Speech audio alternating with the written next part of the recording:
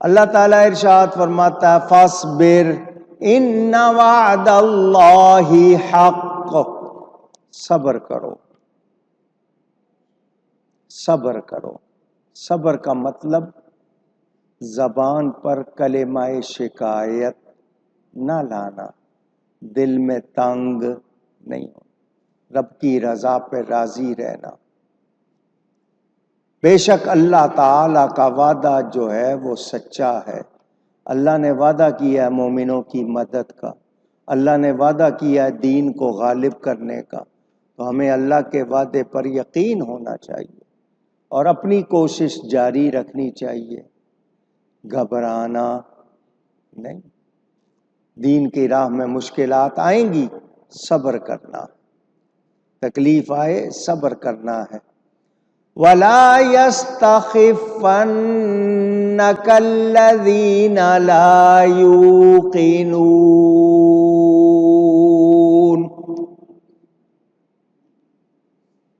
ایک انسان جزا فضا کرتا ہے، سینے پہ ہاتھ مارنا، واویلا کرنا، رانوں پہ ہاتھ مارنا، اپنے آپ کو پیٹنا، نوچنا، شور کرنا۔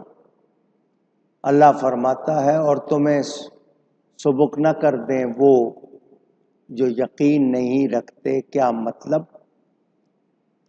خفت اور قلق ایسی حالت نہ ہو جائے کہ تم رونے پیٹنے لگ جاؤ، تمہارے عقیدوں میں شبہ آ جائیں۔ وہ جو یقین نہیں رکھتے تمہارے یقین کو گدلا نہ کر دیں، اپنی غلط باتوں کی وجہ سے وہ تمہارے اعتبار کو، تمہارے یقین کو ڈگمگا نہ دیں۔ یہ لوگ بدبخت ہیں، گمراہ ہیں، ان کی کوئی بات نہیں، بلکہ یہ ہمیشہ اسی طرح کرتے رہیں گے۔ یعنی ان کے اثرات قبول نہیں کرنے، کن کے؟ جو ایمان والے نہیں، جو اللہ کو، سچ کو نہیں مانتے، ان کے اثرات قبول نہیں کرتے۔ یہاں میں ایک دو باتیں کرنا چاہتا ہوں۔ ایک ہے کفر، ایک ہے الحاد۔ آج کل سوشل میڈیا کا ہر شخص عادی ہوتا جا رہا ہے، فیس بک اور دوسرے ایپس جو ہیں ان میں زیادہ ٹائم لگانے لگ گیا۔ ان پر باقاعدہ پلاننگ کر کے، پلاننگ کا مطلب پروگرام بنا کر، منصوبے بنا کر نوجوانوں کو ایمان سے دور کیا جا رہا۔ غلط سوال،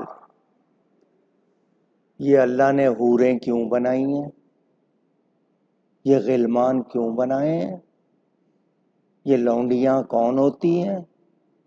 اس طرح کی باتیں ڈال کر آپ کے ذہنوں میں الجھائیں گے، پہلے الجھانے کے بعد آپ کو ایمان سے دور کریں گے۔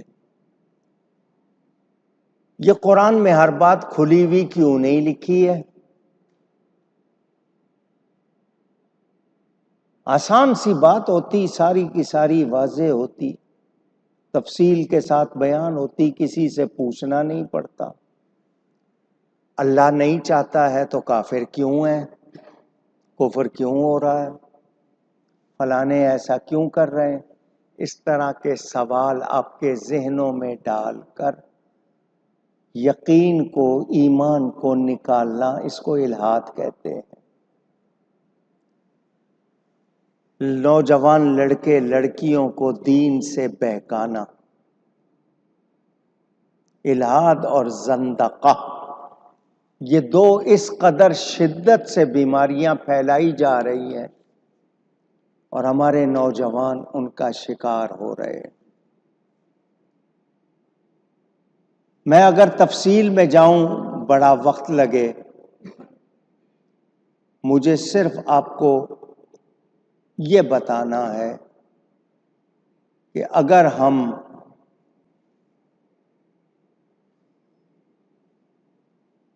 اللہ والوں سے، ایمان والوں سے نہیں جڑے رہیں گے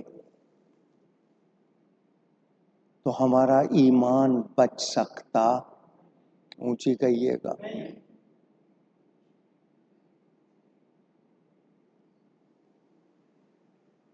آپ دین سے کنارہ کر لیں، ایک طرف ہٹ جائیں،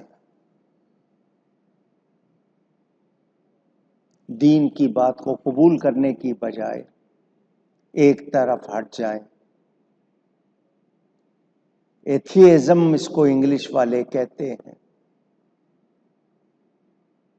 دین کی بات کو چھوڑ دیں، اس سے کنارہ کر لیں، وہم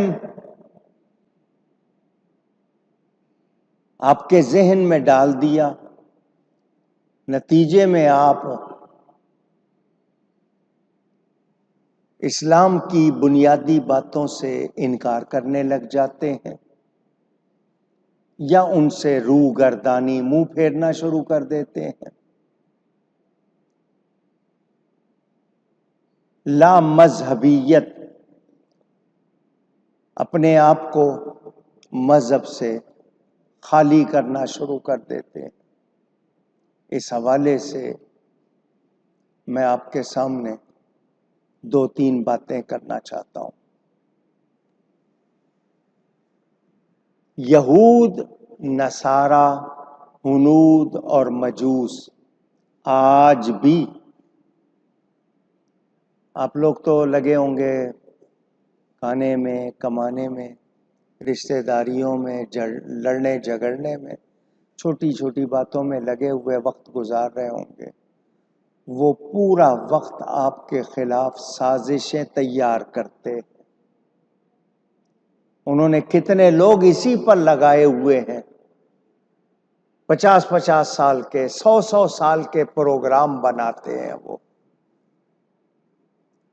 کون سی چیز فیشن کے نام پر مسلمانوں میں ڈالنی ہے، کون سی غذا یا ڈرنک، پینے کی چیز، شربت کے نام پر مسلمانوں کو اس کا عادی بنانا ہے، مسلمانوں کو کیسی چیزیں دینی ہیں، آپ کو نہیں معلوم، آپ وہ چیزیں بغیر جانے بوجھے استعمال کرنا شروع کر دیتے ہیں۔ ان کی وہ سازش، مثلا میں ایک بات کر رہا ہوں، دھیان سے سنیے گا۔ حاجی حج پر گئے ہوئے ہیں، وہ وہاں سے تبرک کے نام پر کچھ چیزیں لاتے ہیں، حالانکہ تبرک 2 چیزیں ہیں، کھجور اور زمزم، مدینہ کی کھجور اور مکے کا زمزم، یہ 2 چیزیں، لیکن وہ ٹوپیاں بھی لیتے ہیں، جس کو آپ، وہ موتیوں کی مالا جس پہ آپ تسبیح پڑھتے ہیں، اس کو آپ تسبیح کہتے ہیں، وہ بھی لیتے ہیں، مختلف چیزیں اور بھی تبرک کے نام پر لاتے ہیں۔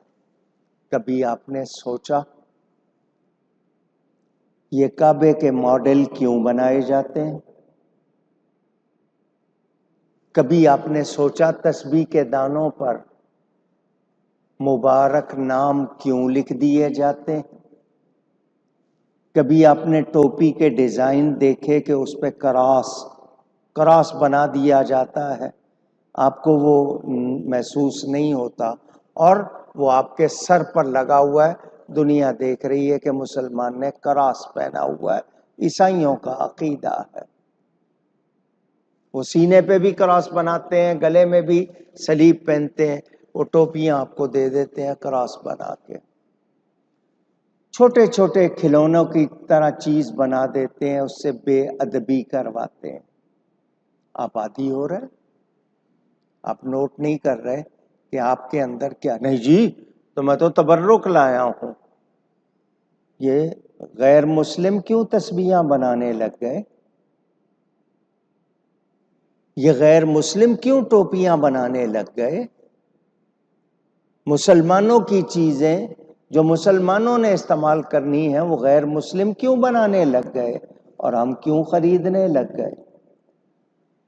حج عمرہ جو بھی ہوگا، جہاز پہ سفر کرنا ہے، کرنسی کا معاملہ، ڈالر، پاؤنڈ، فائدہ ان کو ہوتا ہے، مسلمانوں کو کیا فائدہ ہو رہا ہے؟ 56 سے زیادہ اسلامی ملک ہیں، انہوں نے مل کے اپنی ایک کرنسی کیوں نہیں بنائی؟ انہوں نے حاجیوں کے لیے، عمرہ کرنے والوں کے لیے ایک ساتھ مل بیٹھ کے پالیسیاں کیوں نہیں بنائی؟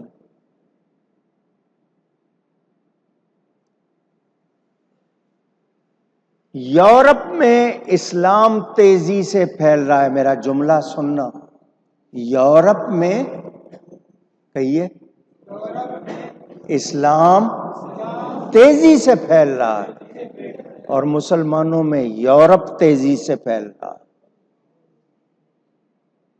وہاں اسلام تیزی سے پھیل رہا ہے اور مسلمانوں میں یورپ تیزی سے پھیل رہا ہے۔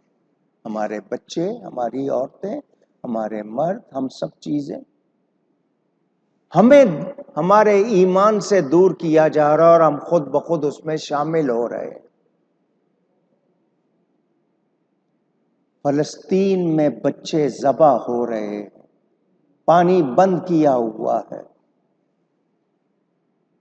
اور ہمارے اسلامی ملک ان کو تیل بھی دے رہے ہیں، ان کو سہولتیں دے رہے ہیں۔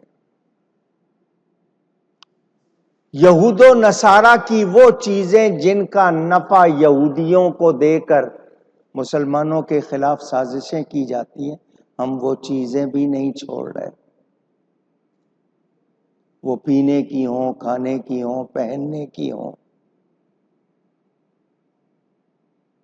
کیا ہو گیا ہم کو؟ کہاں گئی غیرت ایمانی؟ آپس میں ایک دوسرے کے لیے ہمیں نرم ہونا چاہیے، ہم ایک دوسرے کے لیے سخت ہیں، غیروں کے لیے نرم ہیں۔ اشداء علی الکفار رحماء بینہم، کافروں کے لیے سخت ہونا چاہیے، مومنوں کے لیے نرم۔ الٹا ہو گیا، ہماری حکومت سود لینے پر خوش ہوتی ہے، سود دینے پہ خوش ہوتی ہے، باقاعدہ مبارکباد دے رہے ہیں کہ جی فلانے سے اتنی رقم مل گئی، سود پر خوش ہو رہے ہیں۔ اللہ اور اس کے رسول سے کھلی جنگ، نام اسلامی جمہوریہ پاکستان۔ 2 ہفتے سے ایک خبر پھیلی ہوئی ہے، شاید آپ نے سنی یا نہیں، اب عورتوں کا دودھ بیچا جائے گا۔ ہیومن ملک سینٹر، مدرز ملک بینک، عورتیں اپنا دودھ بیچیں گی، اس دودھ کو کس کس کو پلایا کھلایا جائے گا؟ یعنی دودھ کے رشتے کا جو تصور ہے اسلام میں کہ اگر آپ نے کسی اور عورت کا دودھ پی لیا تو اب اس کے بچوں سے آپ کا نکاح نہیں ہو سکتا، اس تصور کو ہی ختم کیا جا رہا ہے۔ سارے رشتے حرام کے ہو جائیں گے، غیرت نام کی کوئی چیز نہیں۔ وہ کون سی عورتیں ہوں گی جو دودھ بیچیں گی؟ اور پورا کراچی میں مرکز بنا دیا گیا، خبریں لگا دی گئی، اسلامی جمہوریہ پاکستان میں۔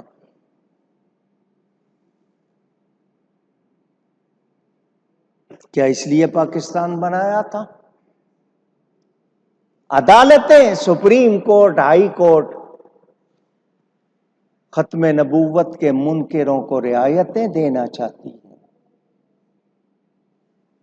اسرائیل نامی ملک کو تسلیم کرنا چاہتے ہیں۔ 2 ریاستی حل، چھوٹا سا علاقہ فلسطین کو دے دو اور اسرائیل کو تسلیم کر لو، تو مقبوضہ کشمیر کا کیا کرو گے؟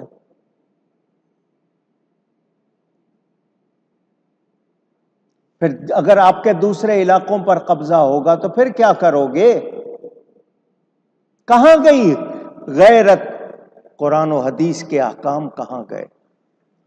بخاری شریف میں حدیث، یہود و نصارہ کو جزیرہ عرب سے نکال دو، داخل کیا جا رہا ہے۔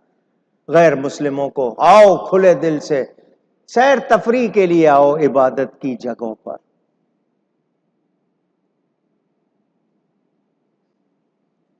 آپ کے ہاں مطالبہ کیا جا رہا ہے کہ موت کی سزا ختم کرو۔ قرآن میں کچھ سزائیں قتل کی ہیں یا نہیں ہیں؟ آواز اونچی۔ مطالبہ کیا جا رہا پاکستان سے موت کی سزا ختم کرو۔ پاکستان کی حکومت پیسے لیتی ہے، مطالبہ ماننے پہ مجبور ہو گئی۔ یہ سازش کیا ہے؟ کیونکہ گستاخ رسول کی سزا بھی قتل ہے، جب موت کی سزا ختم ہو جائے گی یہ سزا بھی ختم ہو جائے گی۔ ادھر سے گما کے سن رہے ہیں؟ اور جس معاشرے میں سزا نہ ہو وہاں جرم ختم ہوتے نہیں۔